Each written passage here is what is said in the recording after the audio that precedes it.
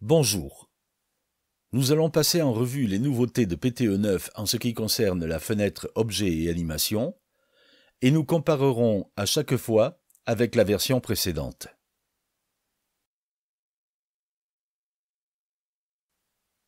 Il y avait dans la version 8 3 onglets et 4 fenêtres flottantes.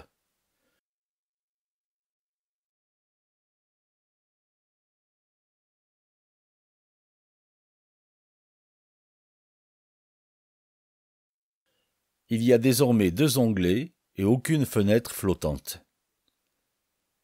Commençons par l'onglet Propriétés. Nom, c'est le nom de l'objet qui se trouvait auparavant dans l'onglet Commun. Par défaut, nom égale le nom du fichier, mais on peut le modifier. Image, objet principal, plus net, plus doux. Rééchantillonnage, basse qualité, n'ont pas changé.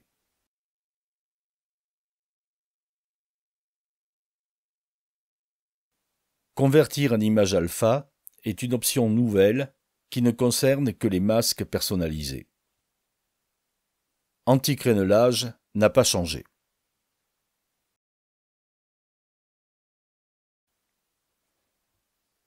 Ce qui est hérité de la boîte de dialogue « Ajuster l'image et le cadre » se retrouve dans le nouvel onglet. Animation s'appelle désormais Image animée.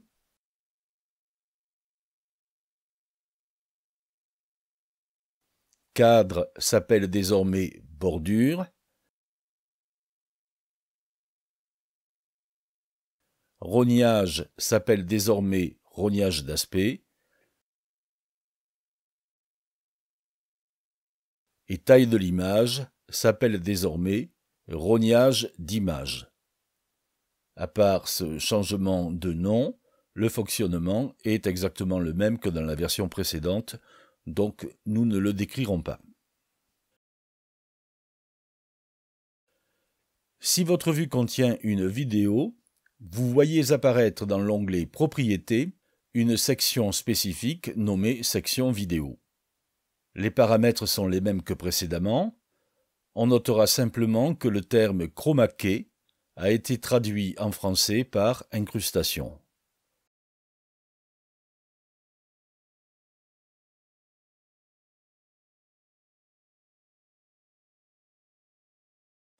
La section nommée Commun.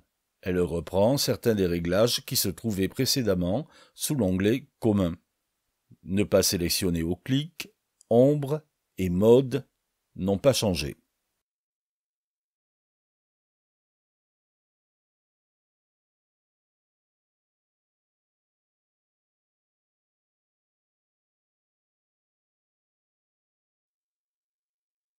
Afficher le recto, afficher le verso, cacher enfant, se trouvait précédemment dans la fenêtre flottante 3D du menu Animation. Ces 3 options retrouvent une place plus logique ici, puisqu'elles ne peuvent pas varier avec les points de contrôle. Section Action au clic de souris. L'action au clic de souris est maintenant située dans une section spécifique et elle fonctionne comme auparavant. Voyons maintenant l'onglet Animation. Les fenêtres sont maintenant ajustables en largeur et en hauteur. Pour la création des animations complexes, c'est une amélioration très importante car on peut voir des parties beaucoup plus importantes de l'arborescence. On peut voir désormais les points de contrôle de plusieurs objets à la fois et cela simplifie énormément le travail sur les animations. Nous reviendrons sur cette possibilité qui constitue une des avancées majeures de cette nouvelle version. A priori, on ne remarque pas de grands changements dans le nouvel onglet Animation, puisqu'on retrouve quasiment les mêmes rubriques dans le même ordre. Panneau, zoom, rotation, centre, cadre dynamique, tiens, ça c'est nouveau. Opacité, flou, position du point de contrôle, réglage couleur. Les apparences sont néanmoins trompeuses et il y a de gros changements dans les 3 premières rubriques. Le changement majeur est lié à la disparition de la fenêtre taille-position. Et c'est le changement qui va le plus perturber les utilisateurs au moment du passage à la V9, même s'ils découvriront à l'usage que c'est plus pratique. Les informations de cette fenêtre flottante sont en effet redondantes avec celles de l'onglet Animation, puisque position correspond à panneau et taille correspond à zoom. Seules les unités diffèrent, et c'est ce qui est un peu déroutant quand on découvre la V9. Dans la V8, les valeurs panneau et zoom sont exprimées en pourcentage de l'objet parent, qui, bien souvent, est l'écran du projet.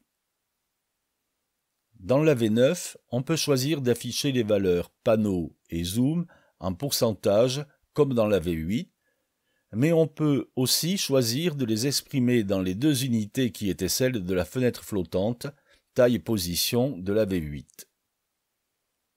Voyons ce que ça donne avec la même vue d'un projet ouvert en V8 et en V9. Si je choisis en V9 l'affichage en pourcentage, je retrouve les mêmes valeurs que dans l'onglet Animation de la V8. Jusque-là, tout va bien. Pour retrouver les valeurs du mode original de la fenêtre flottante de la V8, il me faut choisir l'unité point.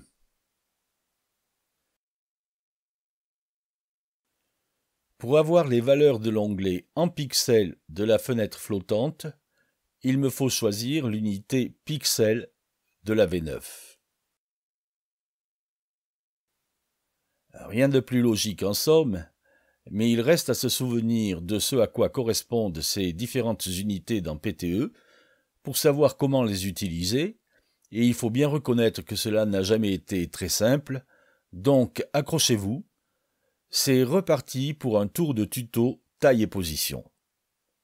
La première chose à définir dans un objet, c'est la taille et le format de l'écran.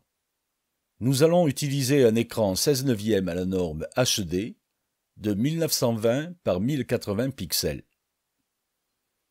Dans l'univers informatique, les écrans sont divisés en lignes et en colonnes et la numérotation démarre en haut à gauche. La première position de la première ligne à la valeur 0 et la dernière position de la première ligne à la valeur 1919. Même chose pour les colonnes, numérotées de 0 à 1079. Cela nous donne un repère orthonormé en XY avec la flèche des Y orientée vers le bas. Afin de pouvoir adapter ces calculs à des écrans de tout format et de toute taille, PTE utilise de préférence un repère gradué en pourcentage et place l'origine du repère au centre de l'écran. Cette disposition parfaitement logique en informatique surprend un peu, car dans nos souvenirs scolaires, la flèche des Y est orientée dans l'autre sens.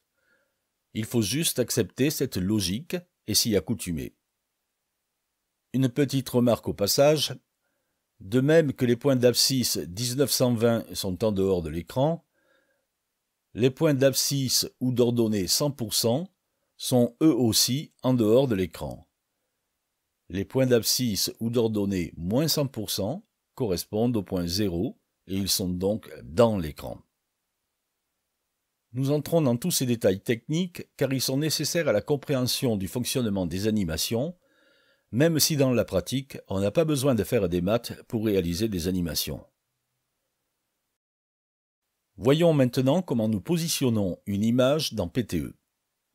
Généralement, l'image est juste posée sur l'écran et les coordonnées sont exprimées par rapport à cet écran. Ouvrons la fenêtre Objets et Animation et allons dans l'onglet Animation. Dans la rubrique Panneaux, je choisis par défaut les unités en pourcentage. C'est l'unité utilisée en interne par PTE et c'est à mon avis la plus pratique pour le positionnement des objets. Si je veux placer l'objet au centre de l'écran, il aura les coordonnées 0, 0, et si je veux le mettre sur un bord, il aura les coordonnées plus ou moins 100. Un clic droit sur X ou Y me permet de choisir directement les valeurs les plus courantes. 0%, moins 100%, plus 100%. Mais aussi la valeur 0 pix, qui vient coller l'objet juste au bord de l'écran. Si je fais ça en X et en Y, mon objet se trouve alors aligné pile sur le bord supérieur de l'écran. En fait, dans les versions précédentes de PTE, on utilisait l'onglet en pixels de la fenêtre flottante taille et position juste pour réaliser cette opération, et c'était pratiquement la seule utilité de cet onglet. Maintenant, on a un clic droit qui nous offre cette possibilité, donc plus besoin de cet onglet. Plus besoin non plus de la fenêtre flottante puisque les valeurs pan et zoom sont affichées dans l'onglet Animation. On peut déplacer l'objet directement après l'avoir sélectionné avec la souris ou avec le curseur qui apparaît quand on place le pointeur sous la lettre X ou Y. En déplaçant le curseur latéralement, le déplacement est important et on obtient un déplacement plus fin si on déplace le curseur en diagonale. Si on maintient la touche majuscule enfoncée, on peut déplacer avec la souris l'objet sélectionné soit dans le sens horizontal, soit dans le sens vertical. C'est pratique pour un alignement précis. On peut aussi déplacer l'objet sélectionné avec les flèches du clavier si on garde enfoncée la touche Alt. Pour des valeurs précises, il suffit de taper la valeur désirée directement dans la case.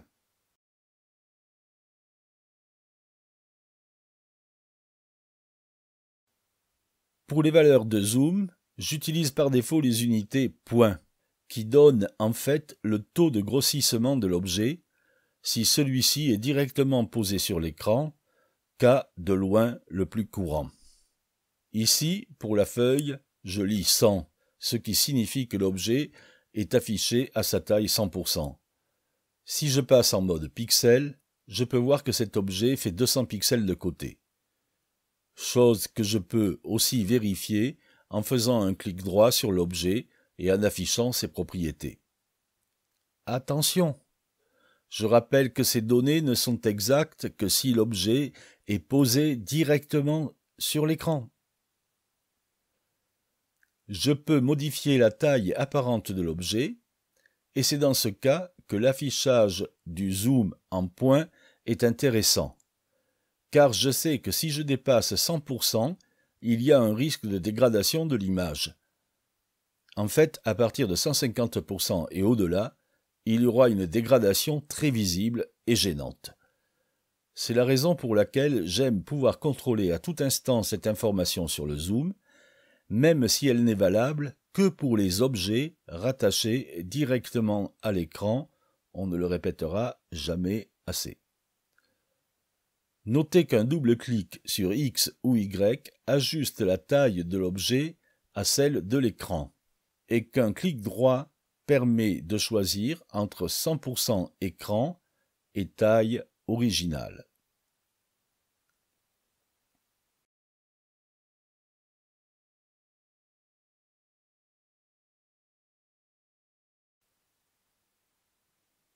Voilà un cas concret d'animation. Il s'agit d'une photo de 24 mégapixels non redimensionnée. Les infos fichiers nous permettent de vérifier que sa taille est de 6016 par 4016 pixels. C'est un JPEG de 5,5 mégaoctets. Passons en visu 10% pour bien voir ce qui se passe. Au début, l'image est affichée à sa taille maximale de 100%. Le premier mouvement panoramique la ramène à une taille voisine de 78%. En combinant panoramique et zoom, le dernier point de contrôle la ramène à la taille écran. Pour obtenir cette taille, on passe l'affichage du zoom en pixels et on saisit la valeur 1920. Au niveau du panneau, un double clic sur X va centrer l'image qui recouvrira tout l'écran. Notez que pour les deux premiers points de contrôle, j'ai choisi la vitesse d'animation douce. Nous n'allons pas tarder à étudier cette option de plus près.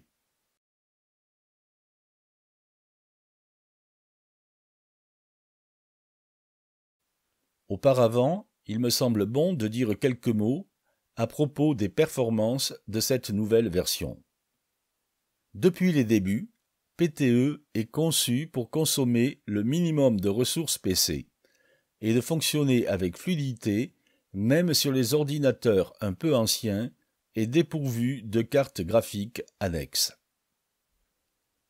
Je fais souvent des projections de projets PTE, au moins une fois par mois, et j'utilise un PC portable vieux de 9 ans pour piloter mon vidéoprojecteur. Non seulement ce PC portable est vieux, mais en plus il n'a pas de carte graphique. Et pourtant cette animation passe avec une extrême fluidité sur cette vieille machine. Le fait que PTE consomme le moins de ressources possible nous garantit une bonne diffusion de nos projets, puisqu'ils s'exécuteront correctement sur le plus grand nombre de machines possible. L'avancée de PTE dans ce domaine est donc la bienvenue.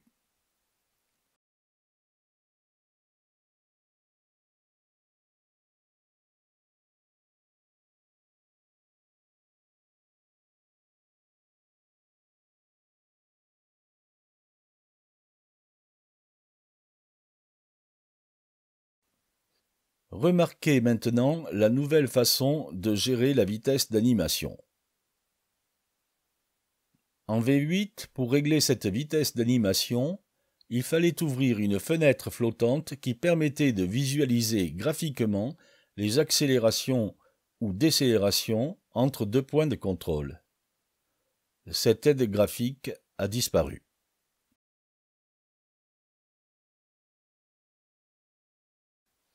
Pour bien comprendre où et comment utiliser ces paramètres, je me suis livré à une petite expérience.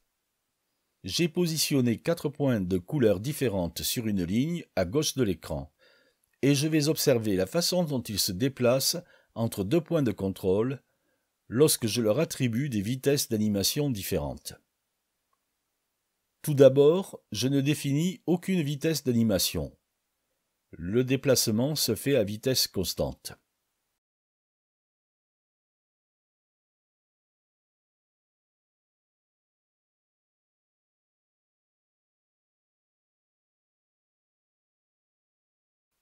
Définissons une vitesse d'animation sur le point de contrôle de départ. Aucune pour le point jaune, accélérée pour le point orange, décélérée pour le point rouge et douce pour le point vert. Regardons les choses de plus près. Lorsque le point jaune est à mi-parcours, le point vert y est aussi.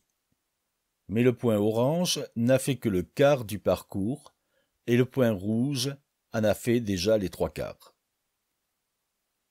En fin de parcours, le point rouge semble arriver le premier, suivi de près du point vert, alors que le point jaune est à la traîne et le point orange bon dernier.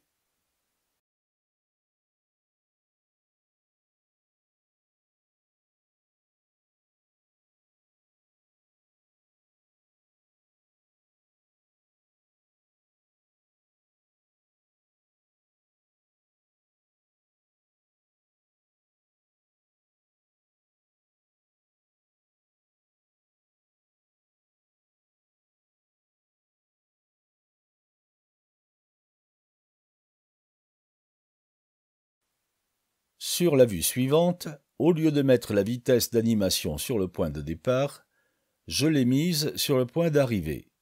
Et là, clairement, elle est inopérante.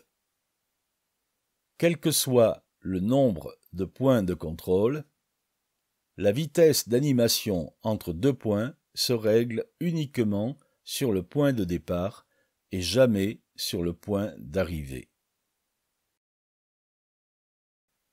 Sur cette vue, j'ai mis 4 points de contrôle par objet. Pour le point orange, j'ai choisi la vitesse d'animation accélérée entre le premier et le deuxième point de contrôle, décélérée entre le deuxième et le troisième point de contrôle, et rien du tout entre le troisième et le quatrième point de contrôle. Voyons ce que ça donne.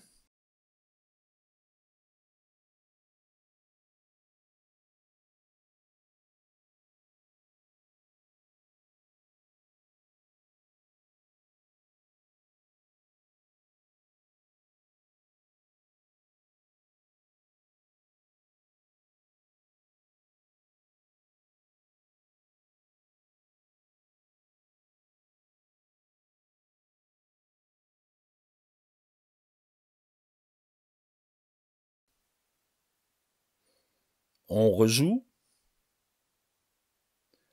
Je fournis un dossier PTE contenant ces animations de points en annexe pour permettre à ceux qui le désirent de faire des essais et de déterminer quels sont les réglages qui leur permettent d'avoir la fluidité qu'ils recherchent en cas d'animation complexe.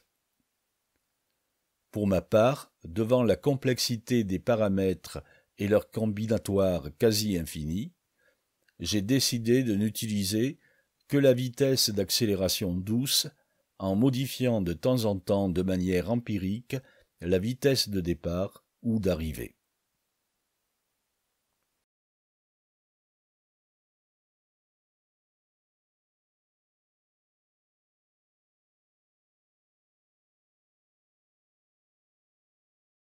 Au passage, nous avons découvert la grande nouveauté de PTE 9. On peut désormais afficher les points de contrôle de plusieurs objets sur la ligne de temps. On peut en sélectionner plusieurs et les déplacer à sa guise.